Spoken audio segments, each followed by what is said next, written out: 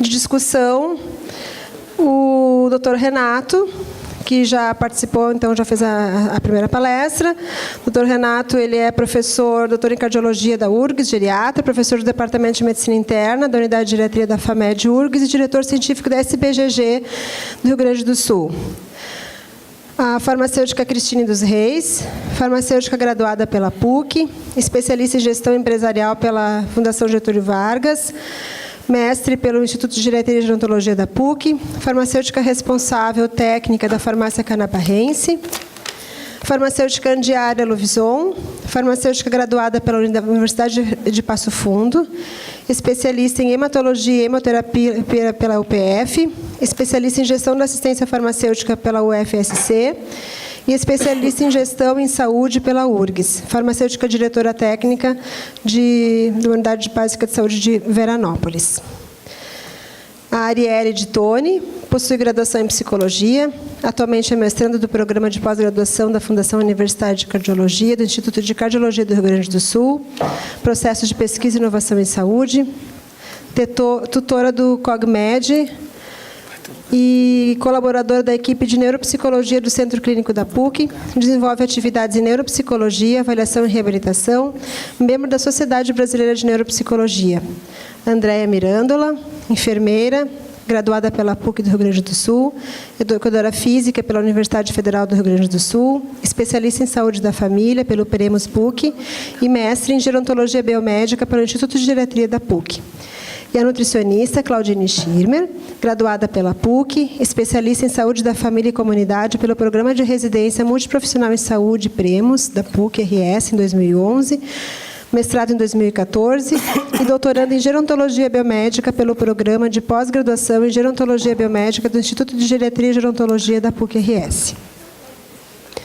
Então, dando continuidade, tendo composta a mesa, a nossa sistemática de trabalho vai ser a seguinte: nós selecionamos 2 casos clínicos, vamos expô-los, vamos ler, e a equipe aqui composta, então, vai fazer as suas considerações, seus comentários, dentro desse caso, dentro da abordagem multidimensional para o idoso. Ao final dos 2 casos, nós vamos abrir um espaço para as discussões e para todas as colaborações que vocês quiserem trazer. A gente vai trabalhar de uma forma de inscrição, e quanto mais vocês participarem, melhor vai ser para a nossa construção desse trabalho. Então, o caso 1, ele versa sobre atenção primária à saúde. Então, o caso clínico número 1. Paciente, VAF, do sexo feminino, 83 anos, aposentada e mora sozinha, com perda de 3 filhos e do esposo ao longo da vida. Tem como problemas de saúde diagnosticados e registrados em prontuário: hipertensão arterial sistêmica, dislipidemia, intolerância à glicose. A idosa procura atendimento médico devido à tosse seca, que se agravou recentemente. Na consulta, o médico suspeita de reação adversa ao captopril e troca a terapia antihipertensiva para losartana 50 mg, 1 comprimido ao dia. E prescreve dexclofeniramina, 2 mg, 1 comprimido, 3 vezes ao dia por 5 dias. Ao ir à farmácia retirar o medicamento, a idosa relata à farmacêutica possuir problemas de perda urinária à noite, que relaciona ao metoprolol. Por este motivo, não utiliza o metoprolol e administra todos os medicamentos somente à noite. Então, os medicamentos em uso por essa paciente se encontram descritos ali: clonidina, 0,2 mg, 1 comprimido, 2 vezes ao dia; hidroclorotiazida, 25 mg, 1 comprimido; captopril, 25 mg, 1 comprimido, 2 vezes ao dia; amlodipino, 10 mg, 1 comprimido ao dia; diazepam, 10 mg, 1 comprimido ao dia; prometazina, 25 mg, 1 comprimido à noite; AS, 100 mg, 1 comprimido ao dia; isosorbida, 5 mg sublingual, se necessário; tartarato de metoprolol, 100 mg, 2 vezes ao dia; simvastatina, 20 mg, 1 comprimido ao dia. E tem como exames de controle as medidas de aferição de pressão arterial das últimas 3 consultas. 130 por 70 milímetros de mercúrio, 160 por 70 e 135 por 70 milímetros de mercúrio. Com dosagem sérica de colesterol total de 206 miligramas por decilitro e HDL com 46 miligramas por decilitro. Eu vou deixar a explanação, os medicamentos em uso expostos para que vocês possam acompanhar e poder também fazer de uma forma mais efetiva as intervenções de vocês na sequência. Então, eu passo a palavra para a mesa, que vai se manifestar de uma forma voluntária, aleatória, como se nós estivéssemos participando de uma grande reunião clínica aqui, compartilhando com vocês esse espaço. Alô, alô. Então, eu começo puxando o caso dentro daquela avaliação que eu propus a vocês anteriormente. E com algumas pequenas pistas eu começo a identificar que essa paciente tem 83 anos, algumas comorbidades clínicas e, do ponto de vista de diagnósticos, algumas doenças crônicas bem frequentes, hipertensão arterial, dislipidemia, já um distúrbio do metabolismo glicídico e, além das doenças clínicas, provavelmente problemas relacionados às perdas ao longo da vida, que se somam a outros mecanismos patológicos e provavelmente diagnóstico de depressão, que justifica, em grande parte, alguma das prescrições dessa senhora, que são muitas e nós devidamente abordaremos as particularidades dela.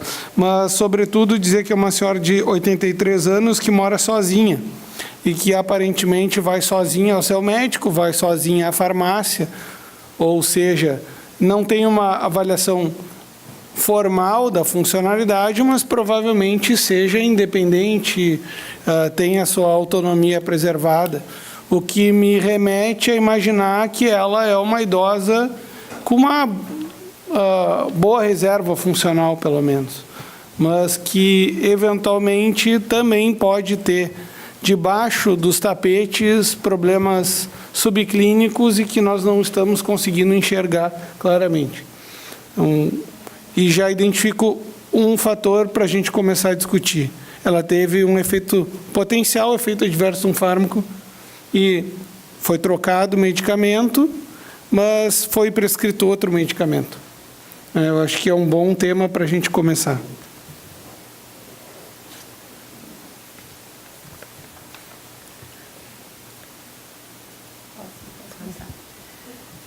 Primeiramente, só um parênteses, eu gostaria de agradecer o convite, é um prazer estar aqui com vocês, né, compartilhando um pouco do conhecimento, enfim. E queria dizer que uma das coisas que mais assim, me encantou quando eu comecei a estudar a gerontologia e o envelhecimento é exatamente essa possibilidade que ela nos dá da gente poder estar trabalhando com diversos profissionais, né, de uma maneira interdisciplinar, e o quanto é rico isso para nós profissionais poder trabalhar dessa maneira e o quanto isso vai ser efetivo também para a saúde do idoso, que é o nosso objetivo maior. Então, só para constar assim, que é muito interessante e vamos começar a continuar agora.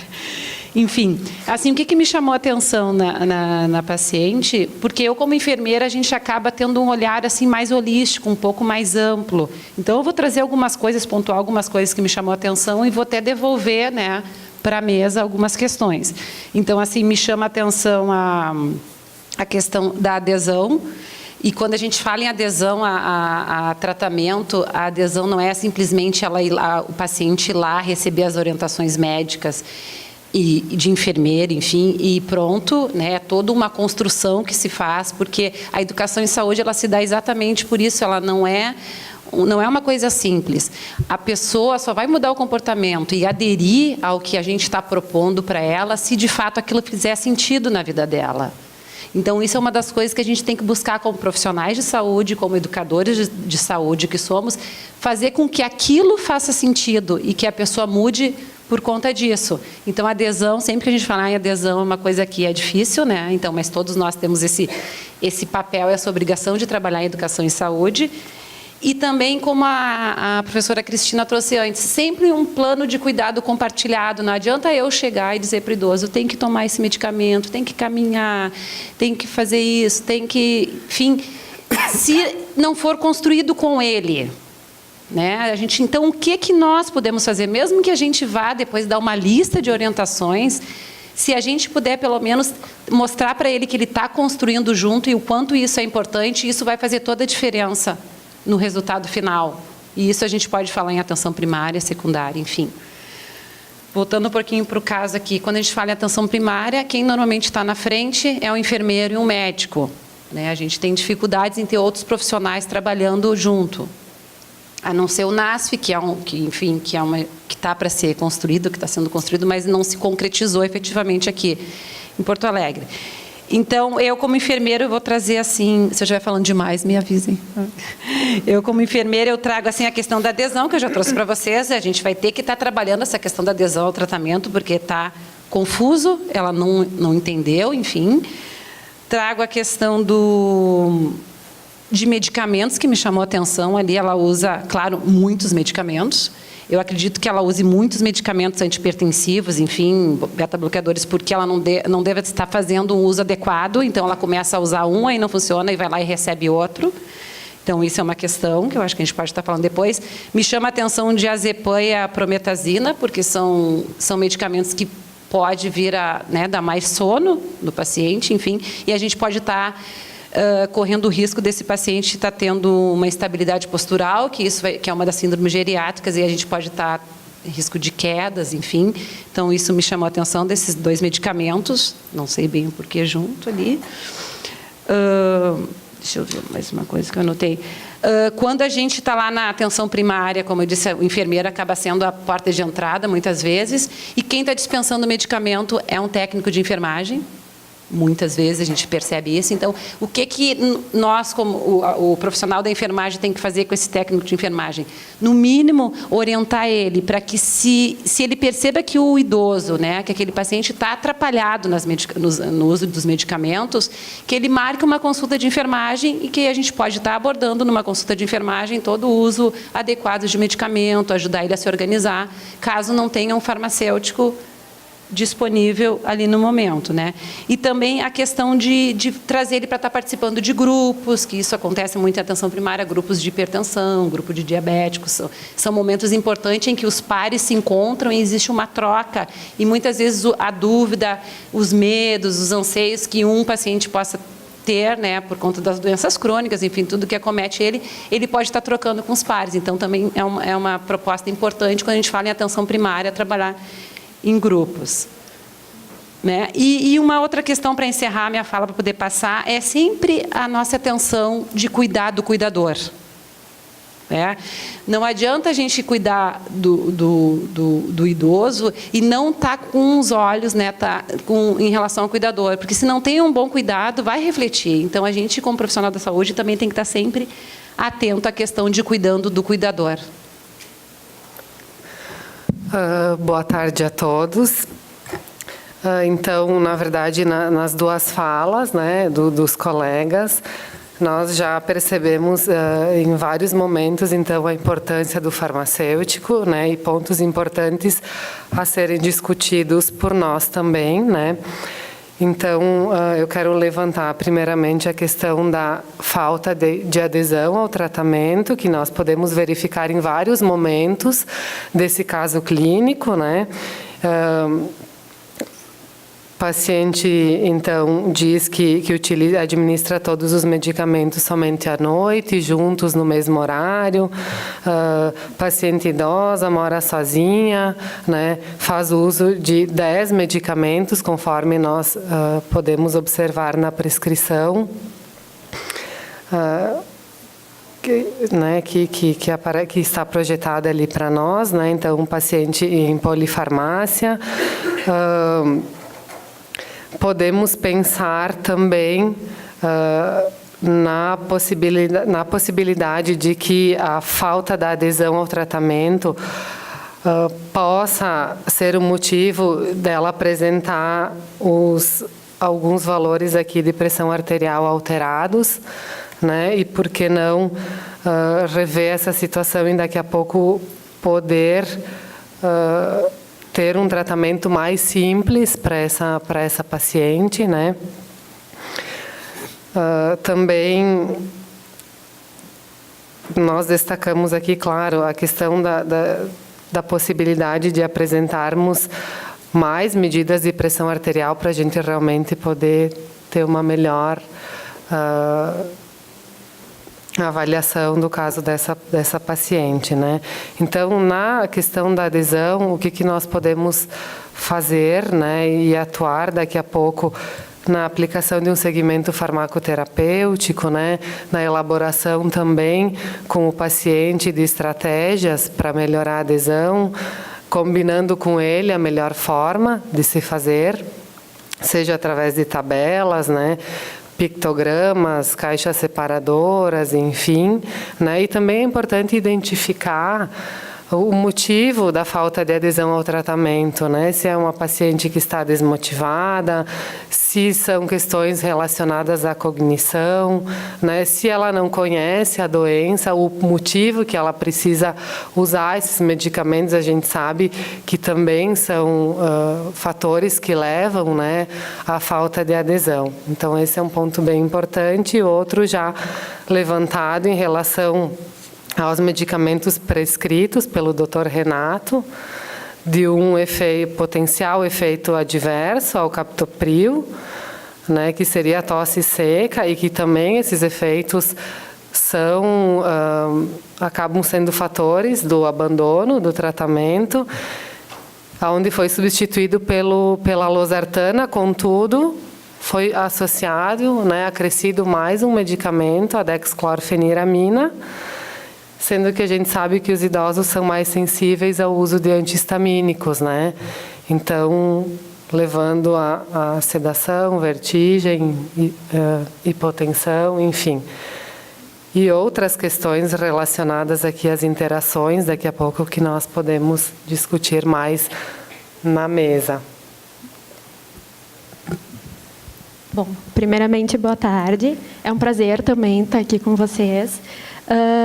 A minha abordagem ela é neuropsicológica, mas claro que para isso a psicologia também contribui. Então, esse caso, e assim como o outro caso, também são ricos para nós, da psicologia, e acho que o psicólogo no trabalho em equipe também faz todo o papel da prevenção, da promoção.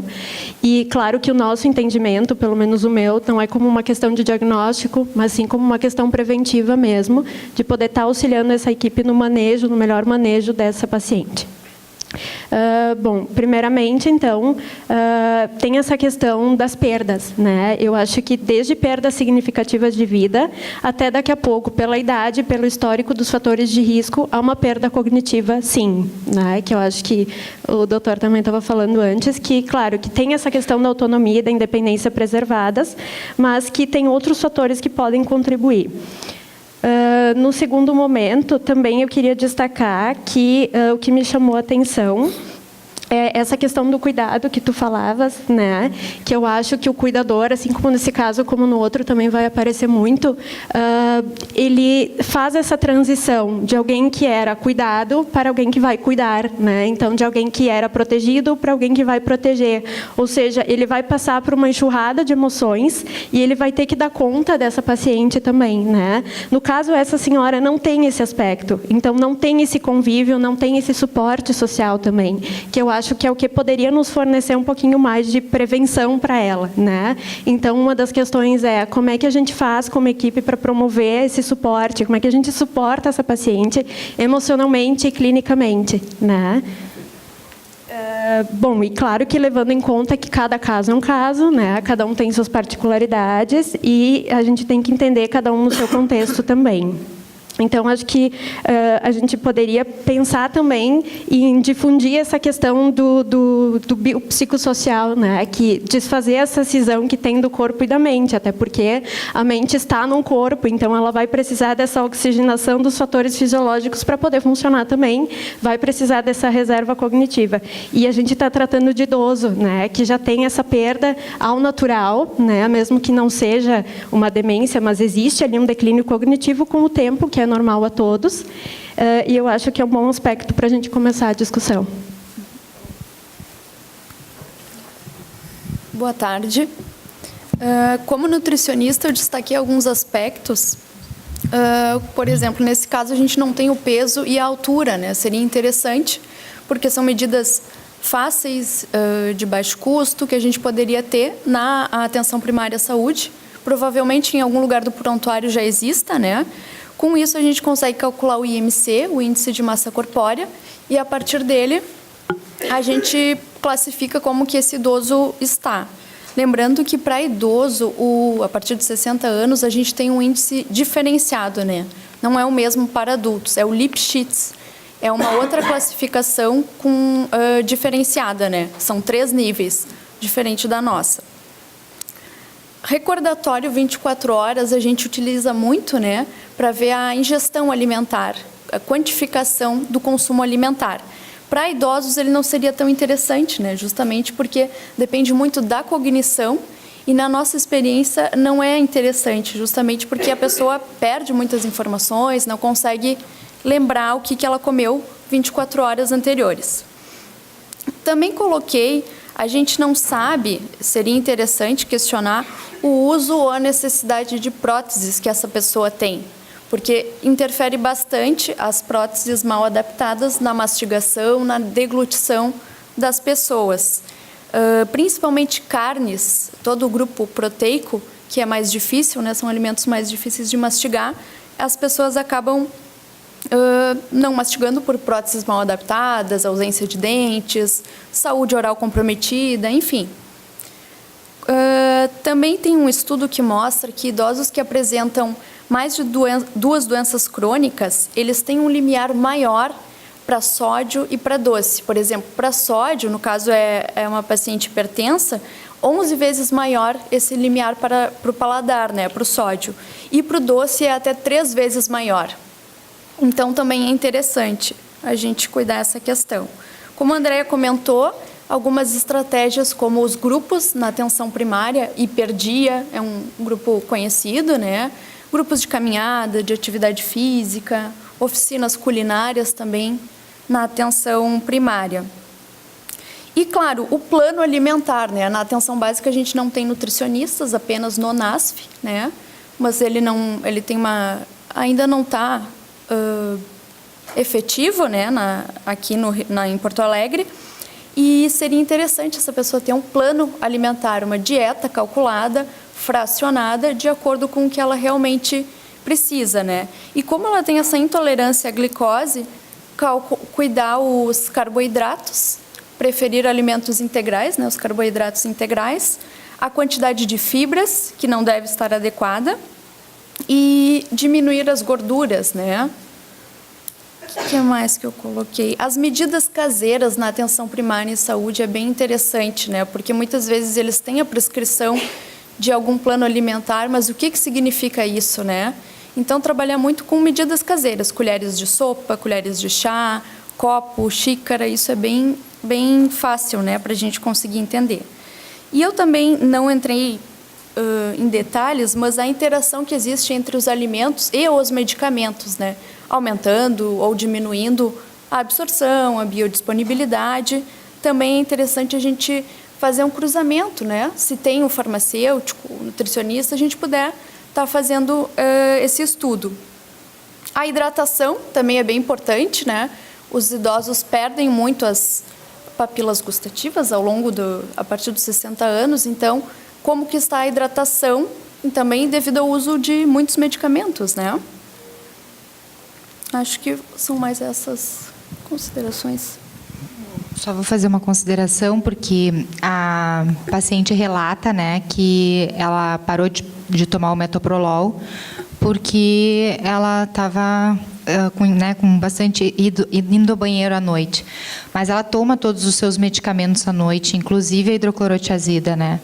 Então, acho que uma coisa que é uma das coisas que, primeiramente, na questão de adesão, que a gente teria também que colaborar com ela, é a questão de que não poderia se tomar todos, em especial a hidroclorotiazida, então mudar e explicar para ela por quê, né, de que ela poderia tomar de manhã e que isso facilitaria, provavelmente, então ela não precisaria parar de tomar o metoprolol. Por que eu digo provavelmente ela não precisaria? Justamente pela questão de que a Andiara lembrou da questão da pressão arterial. A gente não tem vendo assim, por isso a questão de como é importante, né, trabalhar junto, porque pontualmente, mesmo aquele farmacêutico que vai na farmácia, aquele paciente vai na farmácia, e a gente mede, as nossas medidas não são de diagnóstico, né? Então, nesse caso, daqui a pouco, por que não fazer um encaminhamento para o médico, pedir um mapa, para que a gente tenha realmente uma noção se há necessidade do captopril, do metoprolol, né? E aí, claro, da hidroclorotiazida, ela ainda usa isosorbida.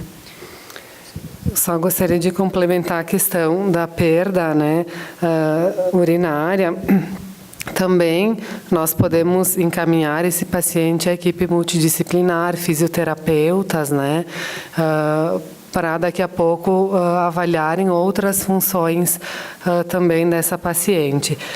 E também nós podemos levantar a questão do uso de medicamentos inapropriados para idosos nessa prescrição, né? Então, daqui a pouco o Dr. Renato pode me ajudar. A clonidina, né, seria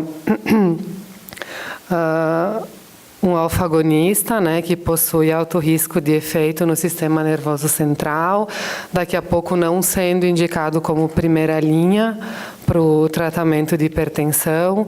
O diazepam, né, que nós já discutimos hoje de manhã também, a Cris colocou também agora à tarde, a questão da meia-vida longa, enfim, né, desse benzodiazepínico, a prometazina associada, que também provavelmente ela tem um efeito sedativo nesse caso, né? Então, são vários medicamentos que nós poderíamos repensar nessa prescrição. Porque hoje, na verdade, nós temos o privilégio de ter um geriatra na mesa, daqui a pouco no nosso dia a dia, enquanto farmacêuticos nas unidades, né, nós temos que ter esse olhar crítico e conhecer, né, pelo menos algo a respeito do uso desses medicamentos para trocar com o médico, enfim, que esteja disponível para discutirmos esse caso. Então, gostaria de trocar isso e também questionar novamente se uma melhora na adesão, daqui a pouco nós poderíamos reduzir o número de medicamentos para essa paciente. Se o doutor, enfim, tem como nos... Não, com certeza teria como minimizar o uso de fármacos nesse caso. Usualmente, quando eu oriento os residentes, eu sempre peço para que eles leiam a lista de problemas, depois a prescrição, e eu sempre peço para que eles escrevam uma do lado da outra. E aí eu pergunto, esse medicamento, tu encontra relação na lista de problemas? Consegue justificar a prescrição desse fármaco na lista de problemas? É muito frequente esse tipo de lista de doenças, e uma lista de medicamentos incompatível com a lista de problemas. E, além disso, diversos medicamentos que têm ação semelhante ou não somente preso ao mecanismo de ação, mas com intenção terapêutica semelhante, que se sobrepõem, e alguns deles até com mecanismos de ação iguais, antagonistas H1 sendo sobrepostos. E, desculpem a frase forte, mas a prescrição de prometazina com intuito sedativo, como indutor de sono, é absolutamente errada. Não é assim, algumas, não é errada. Não existe fundamentação teórica nenhuma na literatura para que se faça isso. Até porque existem diversos relatos que o uso desse fármaco aumenta a incidência de desfechos negativos, e desfechos negativos graves, mesmo quando tomados por via oral. Se não o único, mas um dos poucos países no mundo que se utiliza da prometazina com esse intuito é o Brasil. E muito disso se esbarra nas nossas relações de medicamentos, na disponibilidade de tratamento. E nós vemos aqui vários medicamentos inapropriados, presentes em todas as listas de fármacos potencialmente inapropriados, que se fazem presentes. Mas me chama a atenção que a prescrição dela é uma prescrição de um paciente cardiovascular de alto risco, mas eu não tenho esse diagnóstico. Eu uso beta-bloqueador para tratar a hipertensão quando não há indicação do uso de beta-bloqueador na primeira linha de tratamento. Eu tenho vários medicamentos com ação antihipertensivas prescritos em concomitância, em doses não máximas, e também em casos, no caso da má adesão relatada pela paciente, em posologia inadequada, em tomada inadequada. Certamente, a adequação da adesão ao tratamento, uma revisão criteriosa da prescrição, faria com que nós tivéssemos uma probabilidade muito maior de controle da doença com talvez 2 fármacos, que é a maior parte dos pacientes se controla com 2 fármacos. E até porque estudos recentes mostram que a hipertensão resistente verdadeira ela acontece só em 5% dos casos. Ou seja, a grande maior parte, esmagadora maior parte dos pacientes com hipertensão resistente o tem porque não tomam adequadamente seus medicamentos e também porque não seguem as orientações da prescrição não farmacológica. Eu acho que aí entra uma questão absurdamente necessária nesse caso, que é a abordagem não farmacológica, a abordagem nutricional, a abordagem do educador físico nesse cenário, com doenças que têm, inclusive, indicação de tratamento isolado de medida não farmacológica, pelo menos por algum tempo, se não houver lesão em órgão-alvo, que não tem descrito aqui, mas essas questões se deixam passar, né?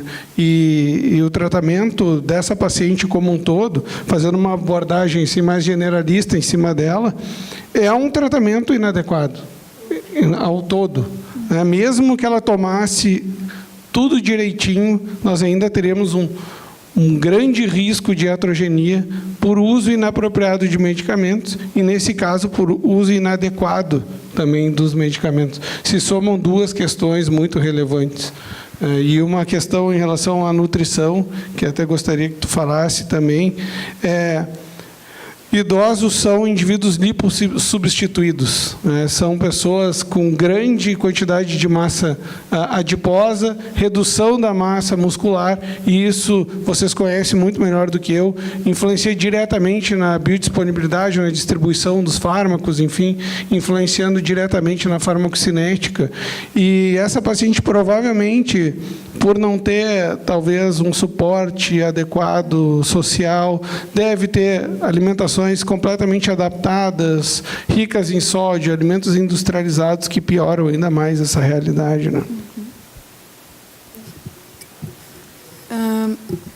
Exatamente, né? Como o Dr. Renato comentou, ela se beneficiaria muito de ter um plano alimentar, trabalhando através da reeducação alimentar, né? E não de uma dieta.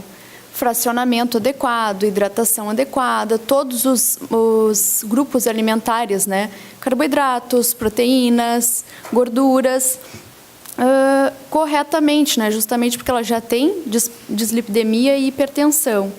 E um fato importante ali para a nutrição também é que ela mora sozinha.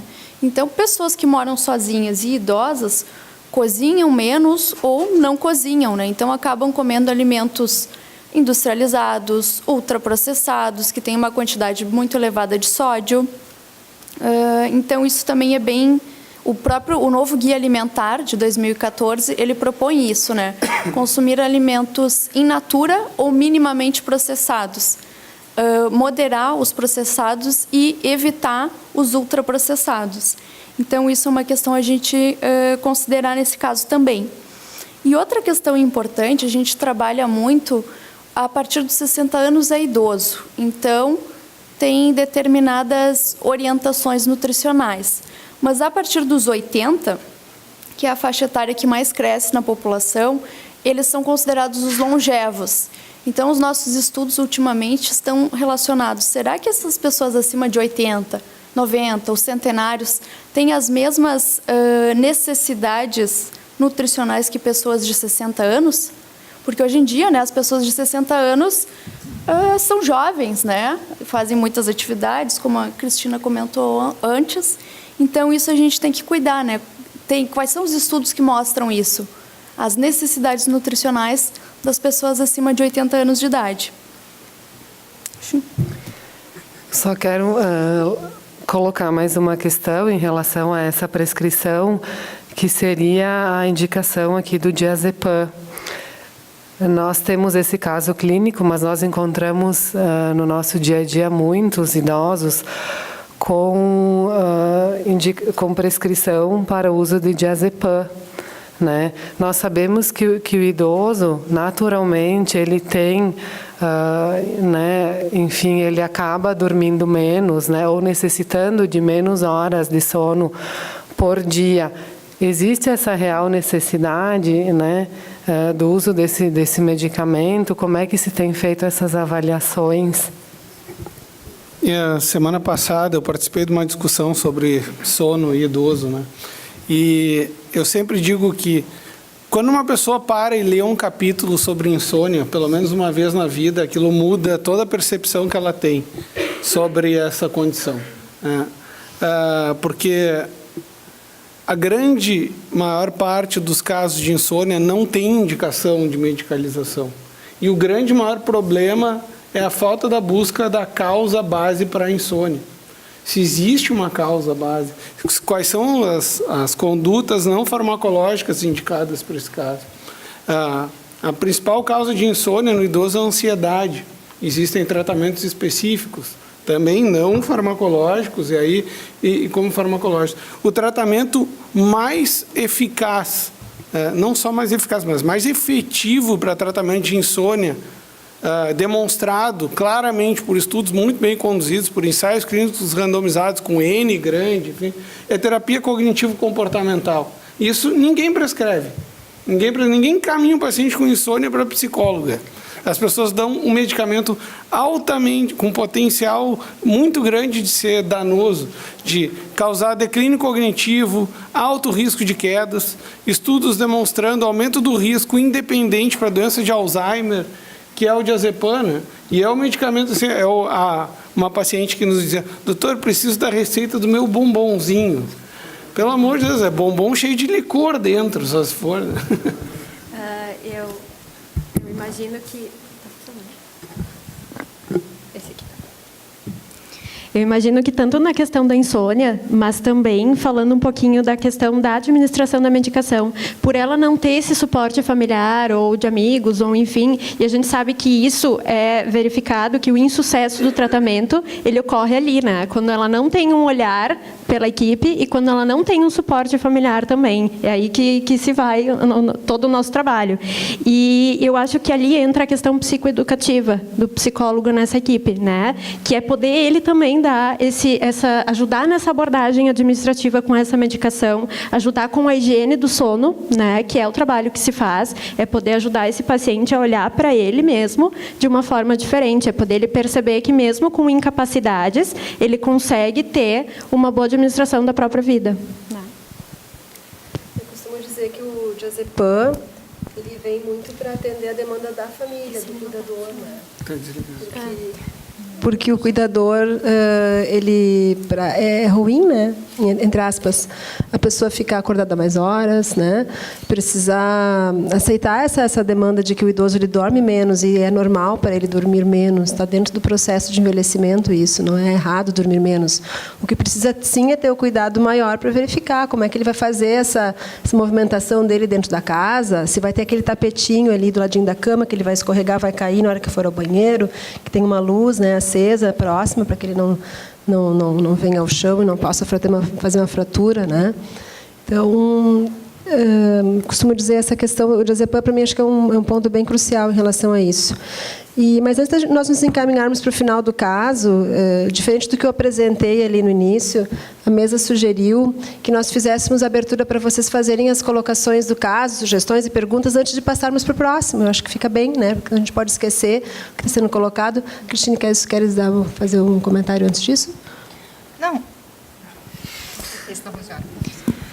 Não, eu acho que só fica assim uma preocupação para quem trabalha assim na ponta mesmo, né? Que a gente verifica e aí que é difícil realmente, acho que para todos que estão ligados diretamente com o medicamento, é você criar a cultura de que ele não precisa. Que esse eu acho que lá na farmácia que eu vejo muito, porque tem muitos casos dos pacientes que vêm, mesmo eles já tomando, né, nesse caso um benzodiazepínico, eles vêm pedindo uma outra coisa porque eles não conseguem dormir. E aí, quando você vai investigar a vida dele, bem como você falou, você vai investigar a vida dele, esse paciente, um caso meu real, ele é um viúvo que vai dormir às 7 horas da noite, e aí ele acorda às 3 horas da manhã e ele acha que então que ele não está dormindo.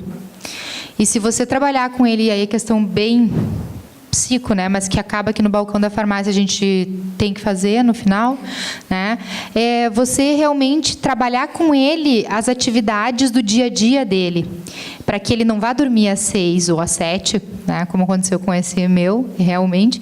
Ele incentive ele a fazer algumas coisas para dormir às 10 e aí ele acordar às 6 da manhã ou às 7 e achar que...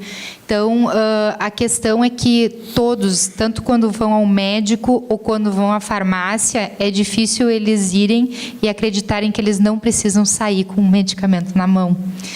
Parece que... E esse paciente que eu estou citando agora em específico, inclusive, ele veio brabo com o médico, porque o médico não tinha dado para ele o medicamento. Né? Mas a então, a gente culpa faz é um nossa. trabalho. Nossa, eu digo de todos nós.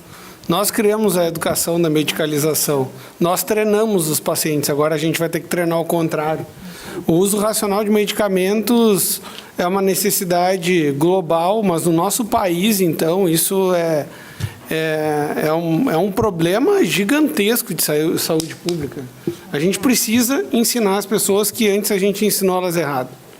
Existe um conforto cognitivo muito grande em quem prescreve e em quem recebe o medicamento.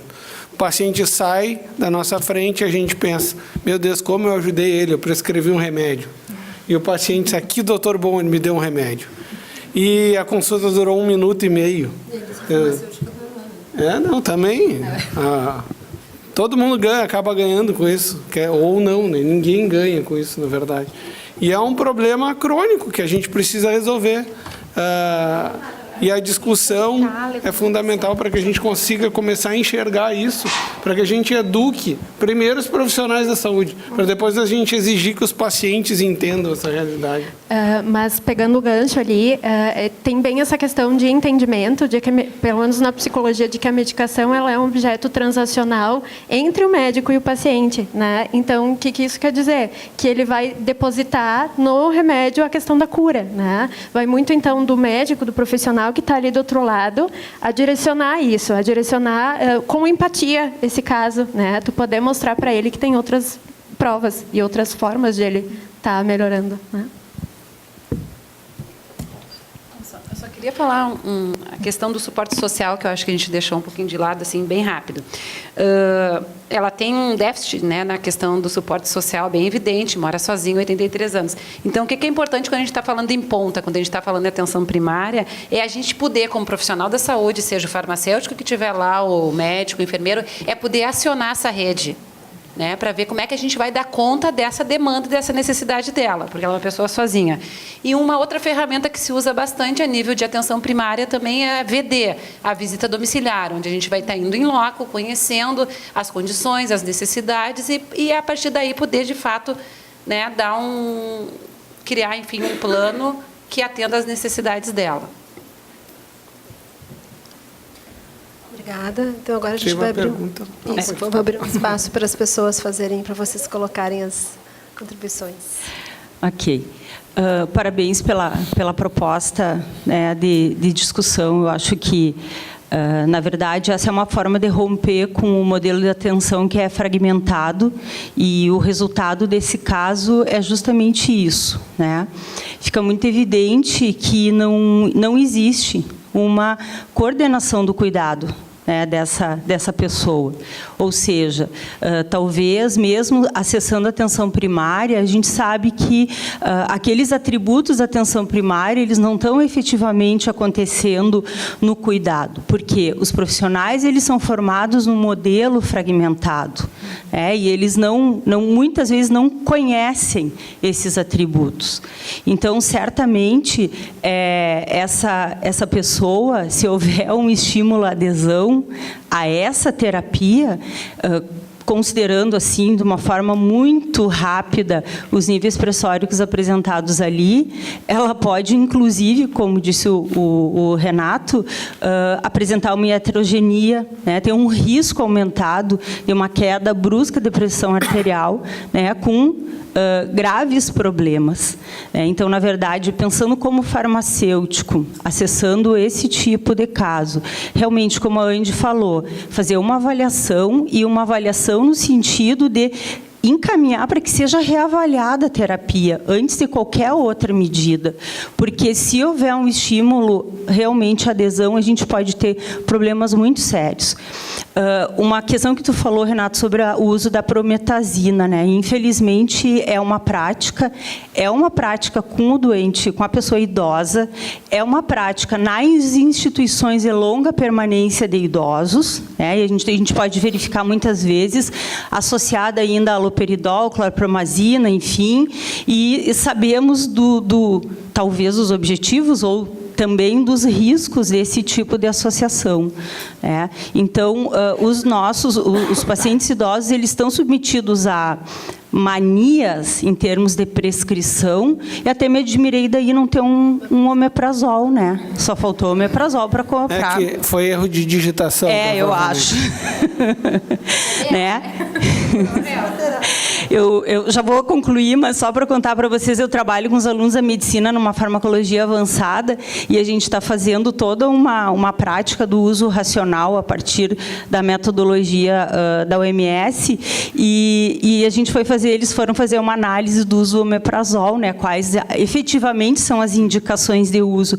Eles ficaram admirados. Mas, professora, tem tudo que é prescrição, como que é prescrito sem? Pois é, infelizmente, essa é uma prática, é uma mania, o paciente uma dorzinha, prescreve omeprazol, e como tu disse, eu fico tranquilo porque eu prescrevi.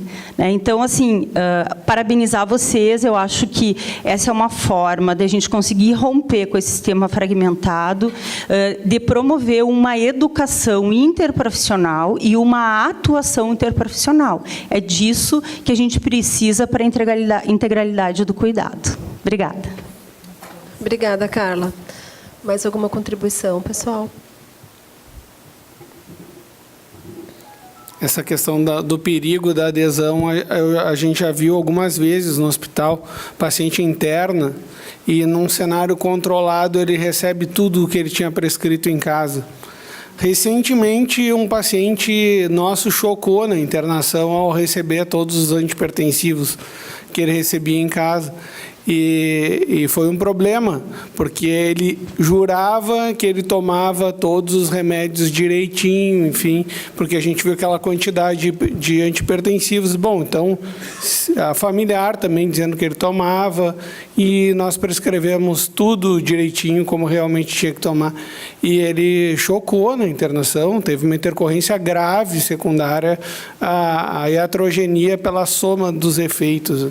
Em relação ao omeprazol, uma